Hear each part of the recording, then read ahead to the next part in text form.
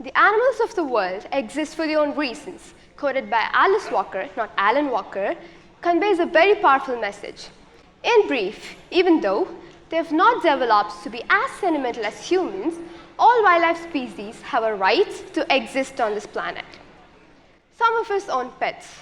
Well, I have a pug, or the Vodafone dog, as most people call it, which goes by the name Cooper. We all might agree on one fact that as soon as we buy a pet, it gains all the attention and privileges from the family, sometimes a bit more than what we get ourselves.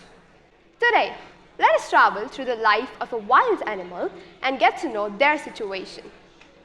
Here's an incident I've read a couple weeks ago that drew my attention to this topic. A leopard was treated by the local dogs on a farm in a neighboring community a few months ago. A mass of around 1,000 people quickly gathered and began heckling the forest workers who were attempting to remove the cat from the tree. The wisest course of action would be to just shove everyone away and let the cat go. On the other hand, the audience were hoping for a capture. We all want more likes on social media, of course. The vet arrived after a few hours and was unable to dart the animal without risking it from falling. As the gathering grew, so did the size of the event. The terrified leopard leapt from one branch to the next. Finally, they had no other choice but to tranquilize the animal on the treetop. Fortunately, no one was hurt when it tumbled down and it had to be taken away. Almost all regions of the country have similar experiences to tell. When huge cats are seized and placed in cages, the department is unable to follow even the most basic routine of covering the cages because the crowd demands the right to take pictures and movies.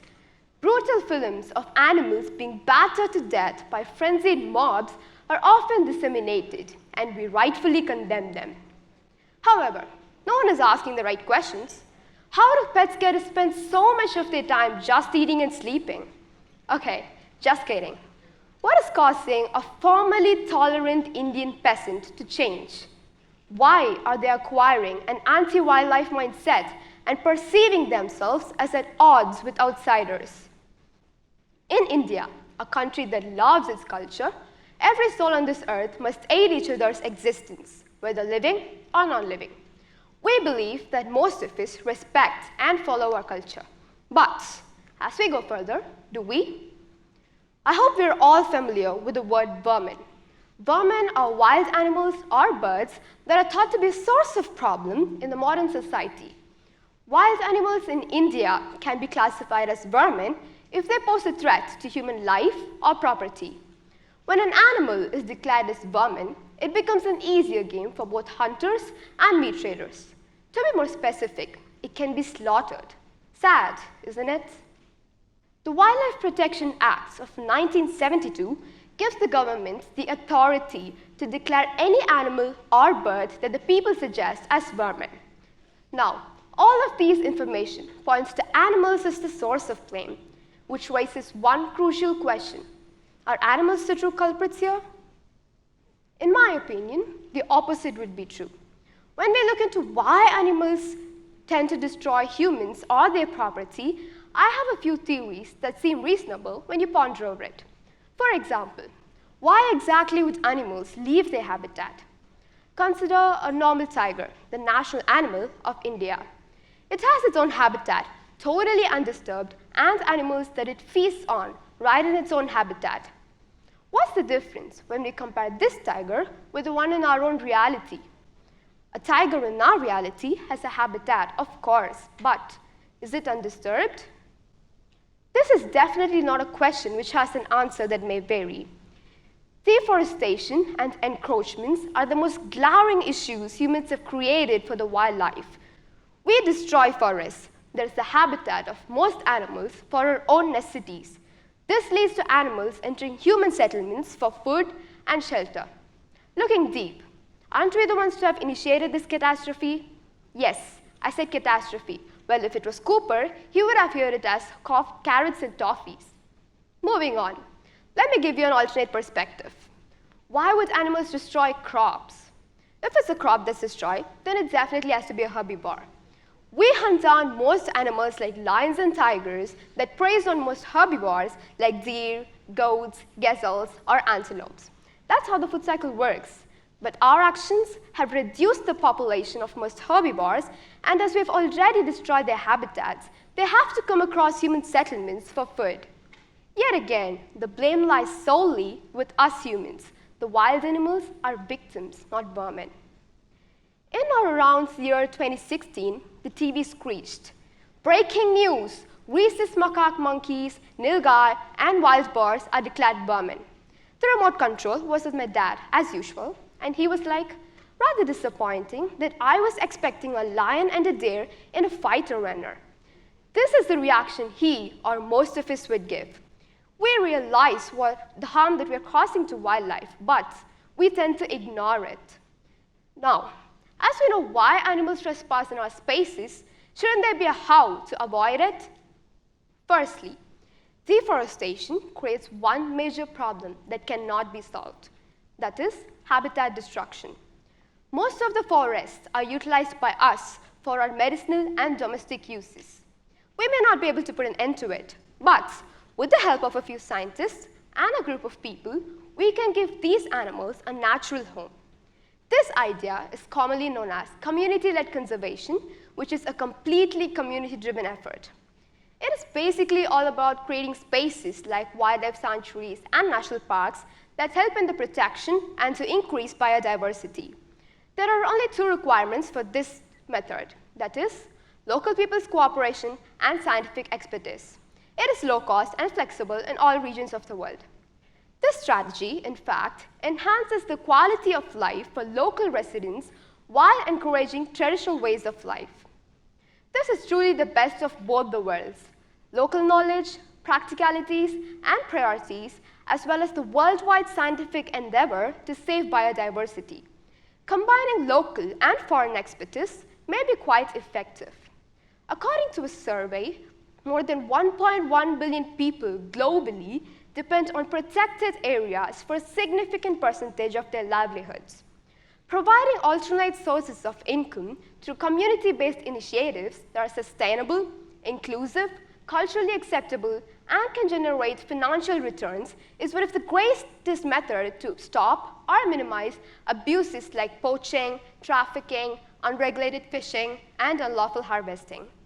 This same sentiment lies at the basis of WWF's Nature Pace initiative led by the market practice team. For conservation to be effective, local communities must benefit from conservation effort. Allow me to build a picture for you of some of the most well-known examples of community-led conservation success stories. Namibia is one of the best examples where this method really works. Namibians were paid to protect black rhinoceroses. This strategy increased the population of black rhinoceroses in Namibia. Outside of national parks and reserves, over 70% of wildlife resides in communal or private lands in Kenya. This strategy increased the population of gravy zebras also in Kenya.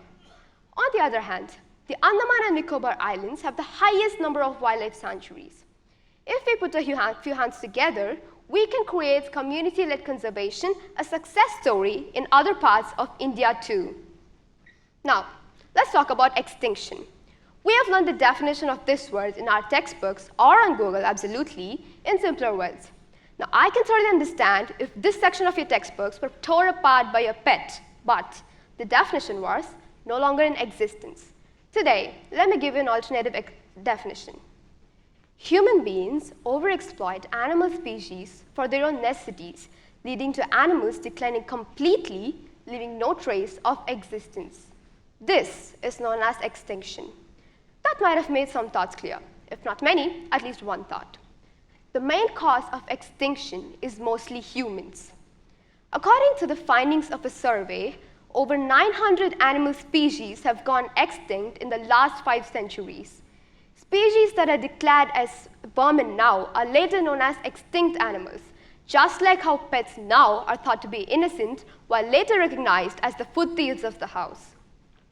Some of the most well-known examples of extinct animals are dinosaurs, Tasmanian tigers, dodos, etc. Oh wait, speaking of dodos, are you aware of the intriguing tale of the dodo tree? The tambalacock tree, also known as the dodo tree, is one of the best examples of how plants and animals interact. Ever since the dodos became extinct, this tree has also become extinct. The gizzard of a dodo has the capability of grinding hard substances like the hard outer covering of the tambalacock tree seeds. The dodos made the germination of tambalacock trees easier. So, no dodo, no tree. In India, animals like the Baratarium, Asian straight-tusked elephants, Shivatherium, stegodons have all gone extinct. I can relate with you if these names sound like chemical elements to you. But they sound unfamiliar because we've never heard of them. A Baratarium is a mammal and it is extinct. Stegodons are types of elephants and also extinct. I hope we are familiar with the animal, Asian straight-tusked elephants. But what is new is that they are also extinct. Cruelty at its best.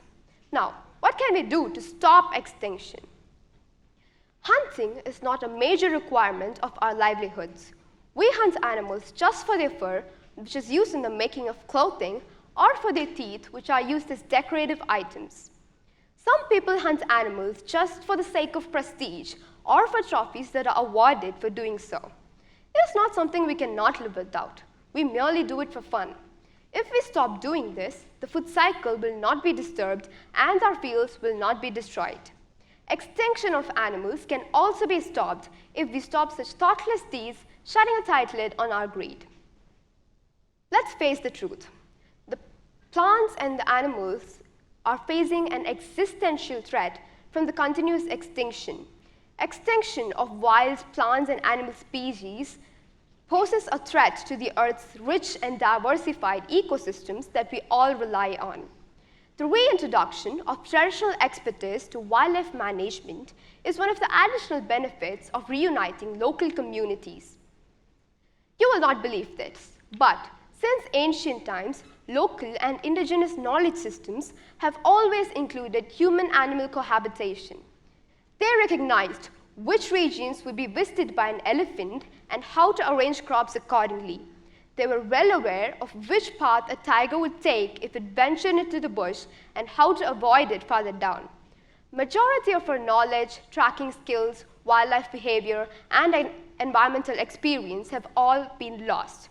So, if we are all concerned about animals, then let us become conservationists and try to save them from extinction instead of blaming them for the destruction of our human society. We brought this upon ourselves, so let us not blame innocent and helpless animals. On the contrary, I hope we can take responsibility for our actions. If we refuse to take responsibility, we will have to defend ourselves indefinitely. Do you want to conserve animals or kill them? The choice is yours. Let there be color dominated by green. Let there be long-lasting smiles. Let there be love for the wild, and let there be adoration for nature. Allow trees to grow tall and the vision to exist. Allow flying high and mighty, propelled by the holistic wind beneath the wings. Let there be woods for the future generations, and let life continue to be wonderful. Let's experiment with responsibility a bit and give conservation a priority. And finally, let's continue to shower our pets with love. Thank you.